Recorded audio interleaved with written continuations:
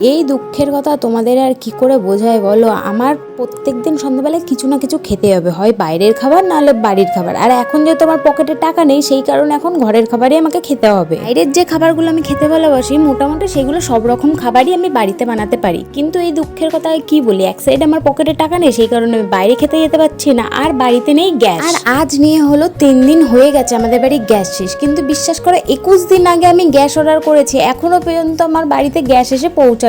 কি জানি এই ক্রাইসিস আমার বাড়িতে কবে শেষ হবে আর আমি কবে বাড়ির খাবার ভালো মন্দ খেতে পারবো। 3 দিন ধরে তো বাড়িতে গ্যাস নেই, কিন্তু বৌদি বাড়ি ছিল বলে হয়তো এখনো পর্যন্ত ভালো মন্দটা খেতে পাচ্ছি। বৌদি বাড়ি না থাকলে যে আমি কি করতাম সে আমি নিজেও জানি না। এখন যে আমার পরিস্থিতি, 1 কাপ যদি চাও খেতে হয় সেই কারণেও বৌদি বাড়িতে দৌড়াতে হচ্ছে। আজকে সন্ধ্যাবেলায় তো এরকম একটা মুখরোচক খাবার বানিয়েছিলাম, যেটা খেতে খুব টেস্টি হয়েছিল, দিদিরও ভালো লেগেছে আর আমারও ভালো লেগেছে। যাই হোক, আজকের ব্লগটা এত অবধি, দেখা যাক কালকে সন্ধ্যাবেলা আবার কি খাই। Tata, by.